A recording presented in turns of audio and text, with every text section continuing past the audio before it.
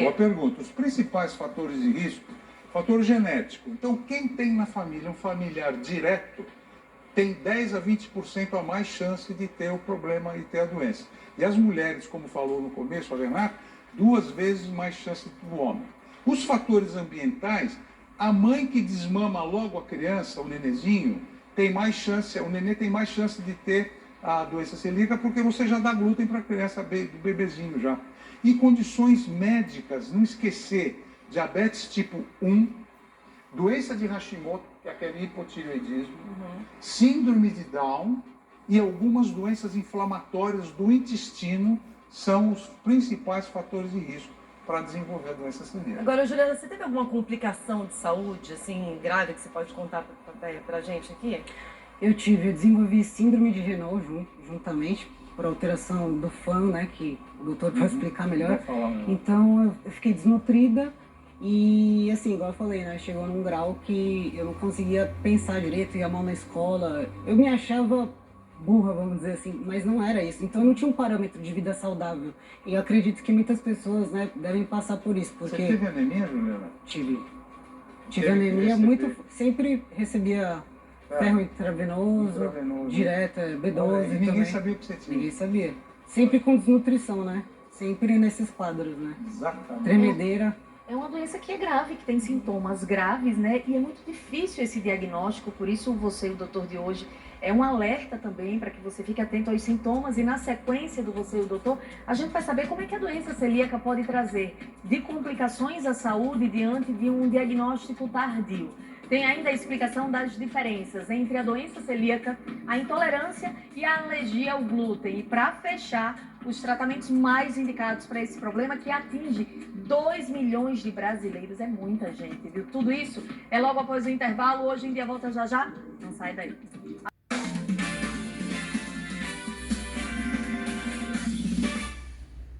Estamos de volta com você e o doutor e o tema de hoje é a doença celíaca. A gente já mostrou aqui alguns alimentos com glúten, é uma doença que atinge 2 milhões de brasileiros, principalmente as mulheres. Já mostramos, doutor, os sintomas da doença celíaca, o que acontece dentro do nosso corpo. A Juliana está aqui, é uma pessoa que convive com a doença celíaca desde criança e está aqui para contar um pouquinho da história, como é que é o dia a dia dela. Agora, doutor, a pergunta é, além da perda de peso, né, quais são as outras complicações se a doença celíaca não for diagnosticado a tempo? Então, Renata, como a Juliana até a gente perguntou para ela, a perda de peso é um item muito importante, mas a anemia é um item que a gente nunca pode esquecer de pesquisar nesses pacientes, porque o ferro não é absorvido. E você mesmo teve que tomar ferro endovenoso, né, Juliana? Muito. Muitas vezes, né? Muitas. E além disso, nós podemos ter o câncer do intestino. E a linhagem do câncer é o linfoma, é o mais frequente. E as mulheres, infertilidade. Então, toda vez que tiver dificuldade em engravidar, a gente sempre pensa, né? Não, mas tem que pesquisar também a doença celíaca. Agora, doutor, existe uma diferença entre a doença celíaca, a intolerância e também você ter uma alergia ao glúten? É, boa pergunta. Existe sim, porque é uma confusão, né? Todo mundo vem. Então vamos ver direitinho a diferença entre intolerância e tal. Olha, a doença celíaca, o que acontece? É a produção de anticorpos IgG e IgA, que são as imunoglobulinas que vão atacar o nosso intestino e acabam lesando o corpo inteiro da gente. A intolerância é muito parecida, mas não tem relação nenhuma com anticorpo. É aquela, comi, estou passando mal, é só uma intolerância, você não tem outro problema. E a alergia também é por imunoglobulina, mas é uma imunoglobulina chamada IgE, que é da alergia. Então você pode ter coceira, falta de ar, tosse. Então, e muitas vezes as pessoas têm alergia junto com a doença celíaca.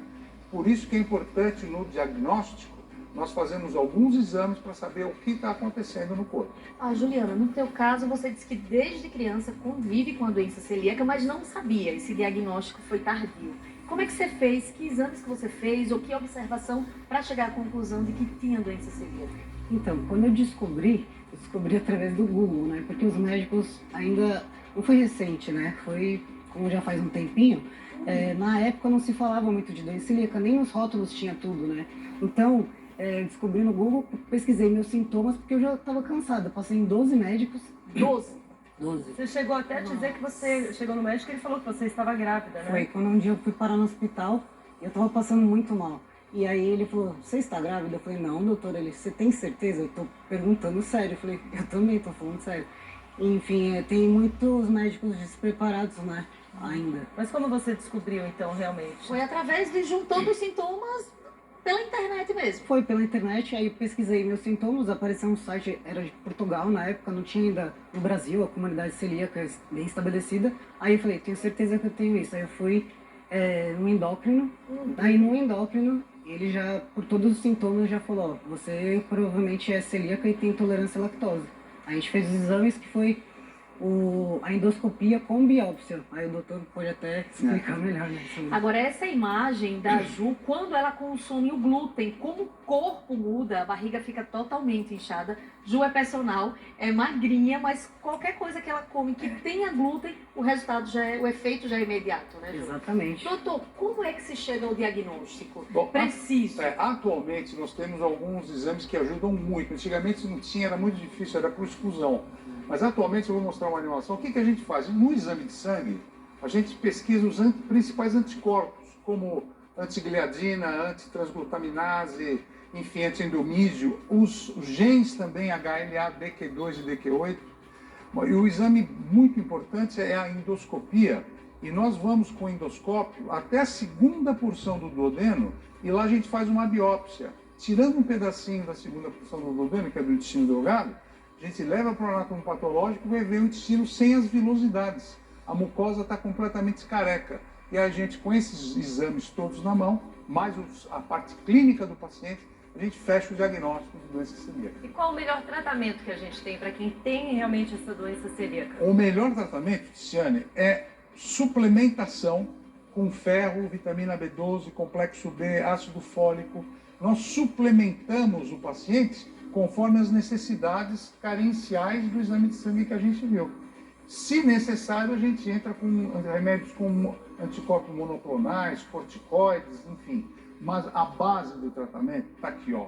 A base do tratamento é a dieta. E essa dieta é tão importante porque atualmente nós temos no mercado vários produtos sem glúten. Mas além desses produtos, ovos, feijão, arroz, o leite, as legumes, frutas e verduras, proteínas. Você se alimenta mais ou menos assim, Juliana? Sim, proteína. Daqui o que você come mais? Todas as variedades de proteína, né? Aham. Peixe, ovo, frango, carne vermelha. O milho tem que E olhar. aqui você come? Salada, legumes? Direto. Esse é bem Que bom. abundante. Agora, bom. eu soube até que a Juliana, quando você sai, você tem que levar seu próprio talher, seu próprio copo, né? Como que é isso para você? Tem toda uma logística envolvida, porque tem que levar, por exemplo, vai para um ambiente diferente que eu nunca fui. Eu levo água, o copo, porque eu não sei aonde foi manuseada essa água, quem colocou a mão nessa água, se vai ter a água fechada, lacrada, então tudo isso eu tenho que já levar. E você não pode até se relacionar com uma outra pessoa que tenha tomado, por exemplo, um copo de cerveja, não é isso? Exatamente, exatamente. Porque se ela beija, por exemplo, uma pessoa ou conversa muito de perto com alguém que tomou cerveja, só esse contato do vapor com ela, ambientes que tenham pães, ela chega, respira isso, Nossa. ela passa Na mal. padaria não pode entrar, Ju. Não. É isso. A água do pão eu faço correndo. Faço E correndo. na calçada, por exemplo, de uma pizzaria? Eu não posso ficar nem dentro, por isso que a doença celíaca ela limita a vida social, porque eu não posso frequentar o mesmo ambiente que as pessoas. E a maioria, né, quando a comida socializa é fast food, então tudo envolve massas, pães, então complica, né? Cerveja. Cerveja. O caso dela, então, é um caso mais grave, É um né, caso doutor? muito delicado, porque desde criança ela vem sofrendo e o corpo dela passou por muitos problemas. E ela está de parabéns, primeiro por estar aqui no programa, abrindo a vida dela. Você está ajudando muita gente. Muito obrigado, Juliana. Eu que E agradeço. você é guerreira. Parabéns por esse exemplo que você seguiu, a sua mãe, a sua família, de ter te ajudado e ter te apoiado. Ju, obrigada por dividir um pouquinho da sua história com a gente. Doutor Antônio Obrigado a Spreusser, muito vocês, obrigada viu? por Adoro essa estar com aula. vocês aqui. Nós que adoramos. Lembrando que o doutor Antônio Spreusser vai estar lá nas nossas redes sociais. Usa a hashtag hoje em dia. Faça a pergunta mesmo. Explore o doutor, que ele vai responder tudo de uma forma muito didática. Obrigada, Ju. Obrigada, agradeço. doutor. Obrigado. Já está Obrigado, tudo prontinho para